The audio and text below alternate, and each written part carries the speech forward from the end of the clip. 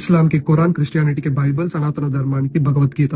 ఇంతే అనుకుంటున్నారు కదా? కాదు. ఈ రోజు ఈ ధర్మాన్ని సముద్రం అని ఎందుకంటారో చెప్తాను, పూర్తిగా చూడండి. చెట్టు వేర్ల నుండి స్టార్ట్ చేస్తే 4 వేదాలు: ఋగ్వేదం, యజుర్వేదం, సామవేదం, అథర్వణ వేదం. అండ్ ఈ వేదాలకి మళ్ళీ ఉపవేదాలు, సబ్ కేటగిరీస్ లాగా ధనుర్వేద, ఆయుర్వేద, గంధర్వ వేద, అర్థశాస్త్రం. మళ్ళీ వీటన్నిటిని అర్థం చేసుకుని ముందుకెళ్ళడానికి 6 వేదాంగాలు: శిక్ష, వ్యాకరణ, ఛందస్సు, నిరుక్త, జ్యోతిష్య, కల్ప.